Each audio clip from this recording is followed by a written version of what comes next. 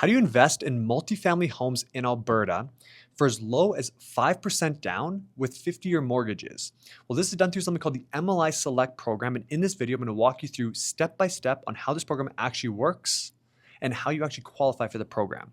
So over the span of this video, I'm going to cover first what the MLI Select Program is, the investor benefits, how it works and how you qualify for the program, the risks of this program and how you mitigate these risks. And then I'm going to go over some real life examples for this program to set some expectations about what returns you can actually expect as an investor.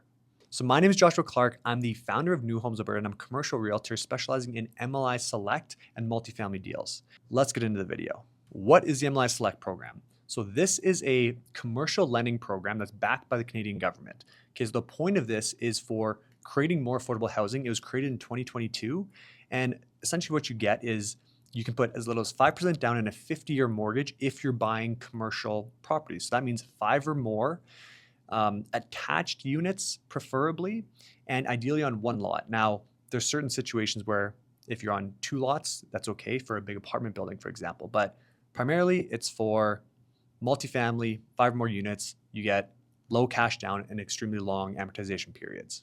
So why does this matter? Now, let's look at traditional real estate investment when you have to put about 20% down and get a 25 or 30-year amortization. If you're using the MLI Select program, you can put 5% down on a 50-year mortgage. So if you're getting a single townhome with a basement suite and a traditional mortgage, well, getting 5 times the amount of property for the same amount of cash, and you get a 50-year mortgage, which cuts your debt payments in half. Right? So the cash flow is really strong in an MLI Select project versus a traditional investment. Yes, you have longer debt periods, but that's what allows your monthly payments to be much lower. So what are some of the other advantages of the MLI Select program? First of all, it's commercial lending. So this has many advantages, such as it doesn't go against you personally. You're going to usually purchase this as a corporation. And one of the downsides to traditional investing is you can only buy so many properties before the bank starts asking questions. They don't want you buying too many through mortgages. Now, when you're doing commercial lending, you can buy as many of them as you want, and they're never going to ask questions. If you try to buy a house next year, this will not hurt you in terms of getting a new mortgage. So that's a big advantage for a lot of investors. The final thing is you're building equity just on better terms. So if you put less cash in, your cash on cash return is a lot higher. These cash flow really well. So say you can make $2,000 per month rather than other investments where you're losing money typically per month. So just having equity growth with minimal cash in the deal is very, very valuable. So how does the program work and how do you qualify for the program? So there's 2 main considerations here. First is the property itself has to qualify, and the second is you as the investor have to qualify.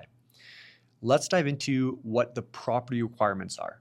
Now, the main thing that we're going to look at is the affordability of this project, right? So there's 3 main criteria to qualify. There's the affordability, energy efficiency, and there's accessibility. Now, energy efficiency and accessibility are kind of not needed, and they're a lot more difficult than affordability. So we tend to focus on just having 25% of your units considered affordable. Now, what does that mean? That means in the city that you're located in or that your project is in, the median rent, say in Calgary, it's about $1,650.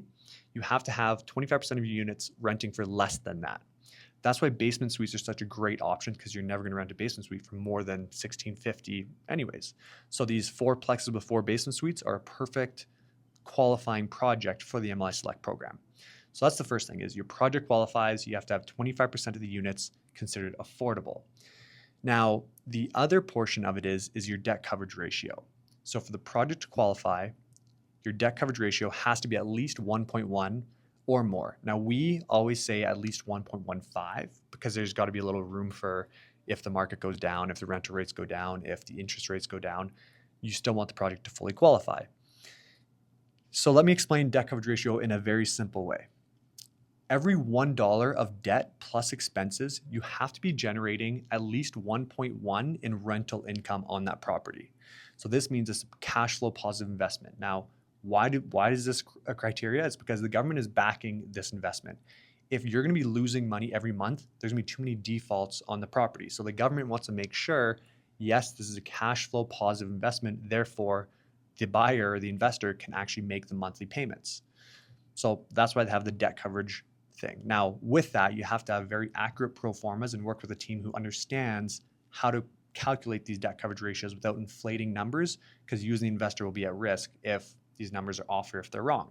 So just be careful when looking at pro formas. Moving on to the next part, it is how do you as the investor qualify? This one's fairly simple. There's two main criteria. First is you have to have 25% net worth of the project cost. So if it's a $2 million project, you have to have $500,000 or 25% net worth of that $2 million. And then you have to have 10% liquidity as well. Now, again, they don't look at you personally, so they're not looking necessarily at your job or how much income you make per year. Yes, you have to be employed typically, and they do look at that, but the main criteria is just 25% net worth, 10% liquidity. If you check both those boxes, you qualify, and if you have the 25% affordable units, the project qualifies as well.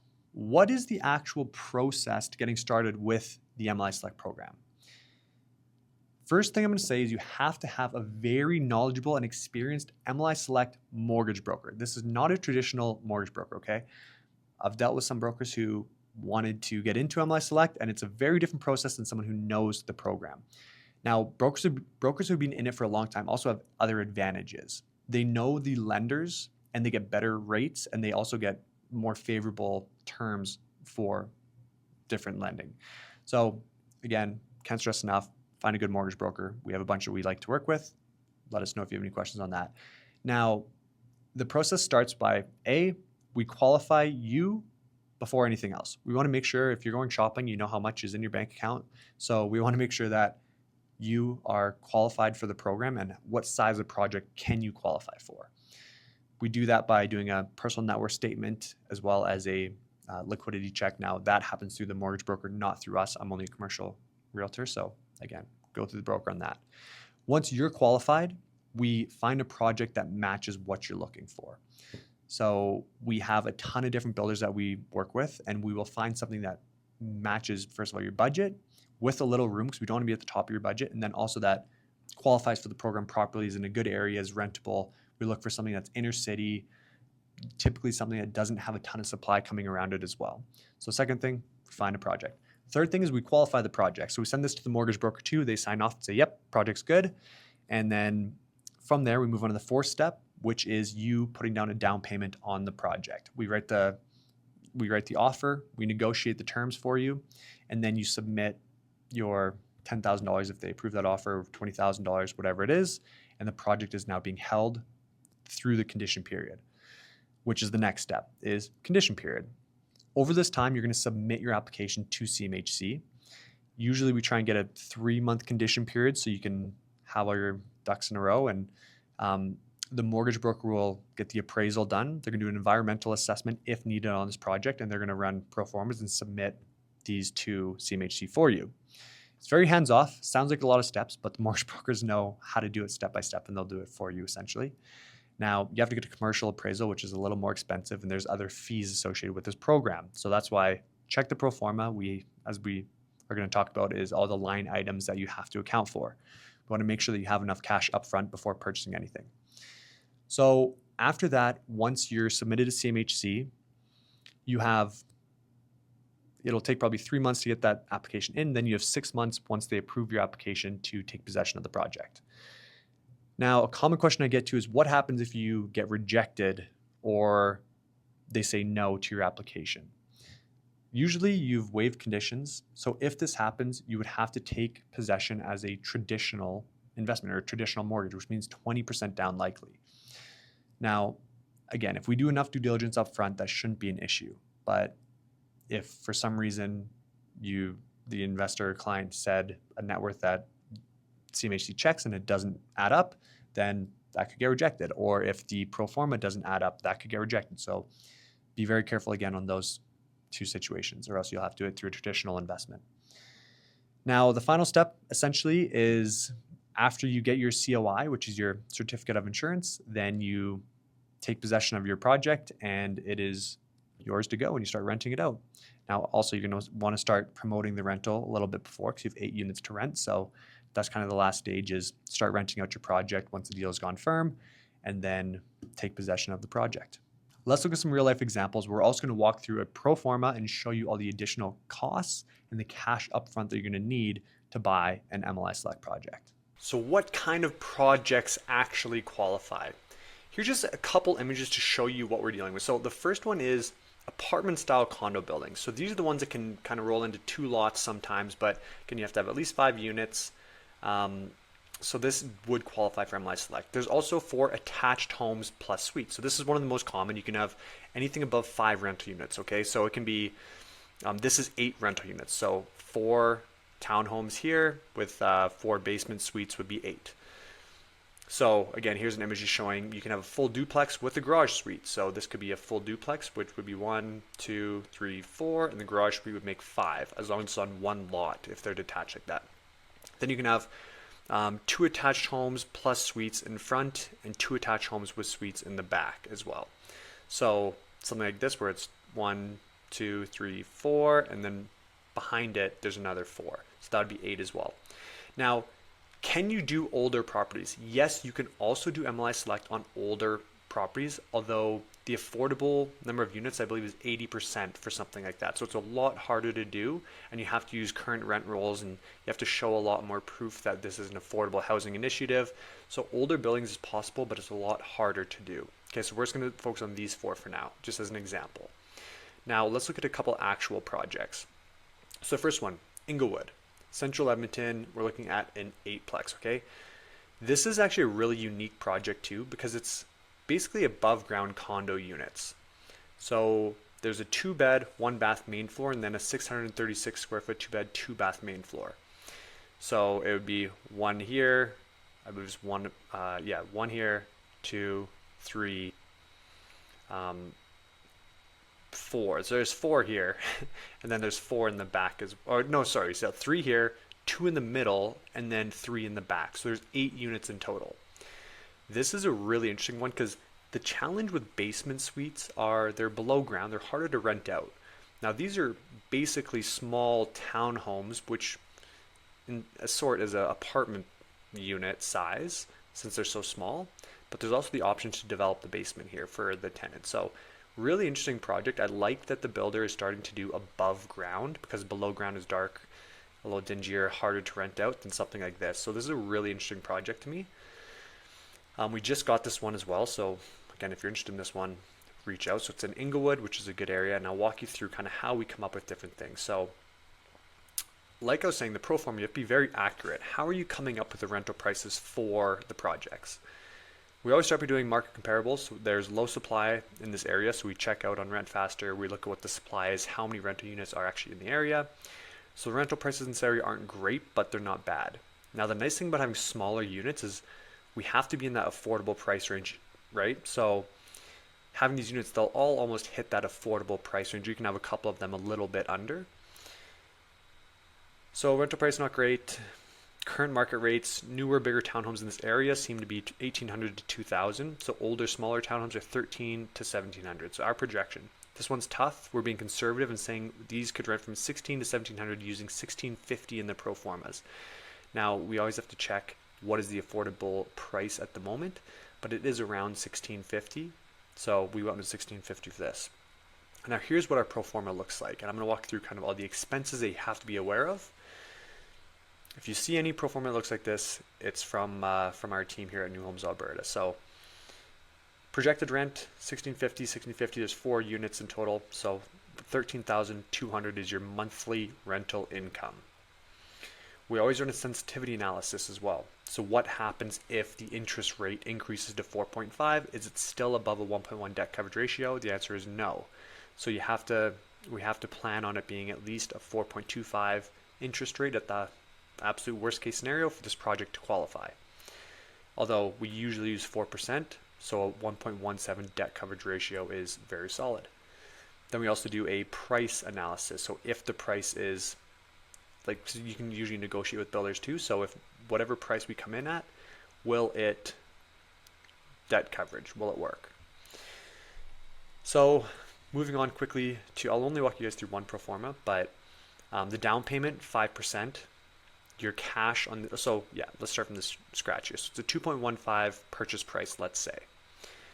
That means you're making 1,353 cash flow positive per month. Your 3-year ROI is 210%. Your debt coverage ratio is 1.17. So your net worth requirement, so you have to have 537,500 net worth, and your liquidity has to be 215,000 to qualify for this project. The fees that you have to be aware of: mortgage broker fee. Again, this is not a traditional investment, so there are additional fees involved, such as a mortgage broker fee, CMHC screening fee, appraisals and environmental fees. There's a lender fee of 0.75, so legal fees is about 6,000. So total cash needed is more than 5%. They say 5%, but in reality, it's about 7%, I believe. So 158,000 total cash needed for this one. Now, a big thing is the CMHC fee. So on your mortgage, you're going to get charged with a one-time fee of 2.8%, which is the CMHC fee on your mortgage. Okay, so your total mortgage is going to be $2,099,690, and your total cash needed is 1.58. Now, this is still an incredible investment in terms of comparing it to a traditional investment. You often have to put 1.58 or 158,000, into a single family home at 20%, right? So now you get 8 units cash flowing at $1,353 per month. Expenses: you're going to have property management, property tax, insurance. Utilities are not included if you have separate meters. If you don't, you have to add utilities here. Repairs and maintenance, vacancy, condo fees you don't pay, other you don't pay, kind of deal. So total expenses, $3,748 per month without the debt. So then add your debt onto that of $8,000 for mortgage payments plus your expense, and that will equal your total out of pocket. That's how you also get the debt coverage ratio. So your expenses plus debt, and how much is your rental income is going to cover that. So that's a quick walkthrough of the Proforma. Now I'm going to show you a couple other projects here. Let's start with the Calgary project. So this is Windsor Park in Calgary. This is one that we currently have as well. This is what it looks like. It's 8 units. It's in an excellent location. The reason it can be a little more expensive is because this rental market is incredibly strong. And this is right near Britannia. If you're familiar with Calgary, it's kind of inner city, super, super nice and big size units with 2-bedroom basements. Again, we always look at what is the comparables in the area. What do we think we can rent it for? So here's an example of another project in Calgary, but I just want to show this one too to highlight how much more expensive Calgary is. At 3.32, it probably won't debt coverage right now at that price point, so it would have to come down a little bit. But it's about $1 million more for an 8-plex in Calgary than it is Edmonton. I think Calgary is probably a safer market. There's a ton of supply in Edmonton, particularly because of that price point, but it's a lot cheaper to build there and the numbers work better. So this is one of the projects. Now, I also just want to quickly show kind of what the average price is in these markets. So as you can see, we have a ton of different projects. So if you are looking for an MLI project, we have crazy lists of projects, and we've already gone through a ton of them. So I want to kind of focus on asking price. What is the typical asking price? We're looking at 1.9 for, I believe that's a 6-plex. So yeah, in that 2 million range, at least in Edmonton. But then you can see here we have 2 8-plexes, so 16 units for 4.4, triplex with garage suites 2.1, different possession dates here. Here's the debt coverage ratios. We only want to work with ones that work. So this is obviously a very, very appealing investment right here. 1.31 is an incredible number. So that one probably won't last too long. But this is kind of what we look at when we see a project. What's the debt coverage ratio? What's the price? So this one, for example, is 5 townhomes with suites, so 10 units. You're cash flowing almost $2,500 a month. Debt coverage of 1.29, so a really strong option. Now, of course, you got to make sure the area is solid and whatnot too, not just the numbers, but that's a quick overview. And then for Calgary, I want to show you kind of the Calgary projects. As you can see, it's much harder to have a strong debt coverage ratio. Let's look here. Very few are in that 1.2 range that we saw in Edmonton, which is why there's a lot of focus on Calgary. We're seeing a lot of these lower ones. And to be honest, these are probably even a little bit lower now that the interest rates have gone up. At the time of this recording, it changes almost every day because the commercial interest rates are based on bond yield prices, not traditional mortgage rates. So it fluctuates really, really quickly. But then just give you an idea also the price of Calgary. So as you can see, 3.4, 3.6, like it's all in the threes and high threes. The only time it drops lower is if it's a threeplex or, sorry, a sixplex here. So 2.3, sixplex. But for the majority of these, they're well in the threes. Some are high threes. So just give you an idea about what the numbers are like in Calgary versus Edmonton. So if you do like any of these projects, you have any questions, again, you can reach out and we have a ton of different options. Now for an important thing, what are the risks of this program and how do you mitigate these risks? This is a common thing that all investors ask first and foremost, like, okay, it sounds great, but what are the risks to this? Of course, with any real estate investment, there are risks associated. Now, let's go over what I've seen over the last year, 2 years doing these MLI Select deals and what the problems that we're now experiencing or have seen are. First of all, the biggest risk is the program itself. So the changing of the program. For people who have been familiar, involved in MLI for a little while, they used to allow single-family detached homes to qualify for the program. Now, as I mentioned earlier in the video, the criteria is they have to be attached 5 or more units on a single lot, or they can be detached with the garage and stuff on one lot as well, but we can get into that later. But they used to allow for single-family homes and they switched the program. Now, people who had purchased these detached homes expecting them to qualify for the program, well, they ended up not qualifying and a lot of people lost a lot of money. So that's one of the risks is the program changing. Now, how do we mitigate that? The first thing, we write into our contracts for clients, if the program changes, this deal is null and void. Most builders are okay with that. Some aren't, but you have to understand how to talk and work with the builders in setting those terms for you as the investor. The second risk is submitting wrong information to CMHC. So this is the Proformas that I talked about earlier. If you are submitting rental rates that are too high and then your Proformas look inflated, well, when CMHC is checking these inflated Proformas, they probably will say, no, this doesn't qualify because the reality is the rents are here. Also, you have to do an appraisal on every project, right? So when you're going through the process with the mortgage broker, and it's very important you have a very familiar mortgage broker with the MLI Select program, there has to be an appraisal done before you get your rates. That appraiser is going to look, they're not going to look at your pro forma. They're going to run their own numbers. So if your numbers don't line up with that appraisal, you may have to put more money down or you may not qualify for the full 100 points of the program. Okay, so be conservative with your numbers, with your rental rates, and make sure you have an accurate pro forma.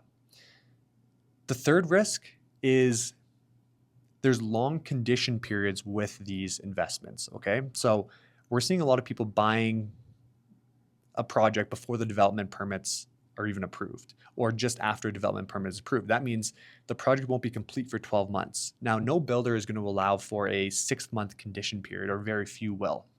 So what do you do in that time? That's where we try and add as long condition periods as possible. We want to do a lot of due diligence up front. Do you qualify as the investor? Does the project qualify? And then we go through the proper channels and we submit the applications to CMHC as soon as we can. The final risk I'm going to talk about is that the certificate is only valid for 6 months. So when you get your approval for the CMHC MLI Select program, it's called your COI. Your COI certificate is valid for 6 months only. You have to take possession of your property within that 6-month time frame. So there's a lot of timing that has to go into this as well. When do you apply for the program? Because the application process takes 3 months. You have 6 months to get possession of the project. If you purchased 12 months ago, how do you time all of this? So that's the other thing, is timing things properly. And again, to mitigate this, you have to work with people who have done a lot of these deals. The mortgage broker, again, is essential on this. So that's just some of the main risks that we've seen. Now, next, we're going to go into some of the other things we've seen change in the program. Because again, as I mentioned, one of the biggest risks is program changes. So let's dive into other program changes. The changes that we've seen to the program are, first of all, lenders lending on construction loans smaller than $2 million is very difficult to find right now. So if you're using the MLI Select program through the construction side, it's very challenging to find a lender who will lend on small loans. So just be careful about that. Make sure you have a lender beforehand who you know will lend on smaller loans. Another change to the program is they're asking for separate meters. Okay, so that means all 8, if you have an 8plex, they want separate meters for the 4 upstairs as well as the 4 downstairs units. They want 8 meters. Now, if you don't have 8 meters, you just have to add utilities as an expense on your pro forma, okay? And it has to be at a fixed price. So you can increase your rental income, of course, but the reason they're doing this is because they want to make sure that you're hitting the affordable criteria, even with the utilities added to your rental income. Hopefully that makes sense, but to fix that, work with someone who understands the pro formas and the rental income price. Now, another change is having the furnace room accessible to the upstairs and the downstairs. This is huge. If you're buying a project and the furnace room is not accessible to the upstairs and downstairs, you may not get approved for your COI. It's important to understand, though, that every underwriter will have a different way of interpreting the rules that CMHC puts forward. This is huge. Sometimes people are okay with having one furnace room. Sometimes people are okay with 4 separate meters, but we want to always err on the side of let's meet all the criteria that we're hearing and all the questions that we're getting back from CMHC. Let's try and just stay as clean as possible.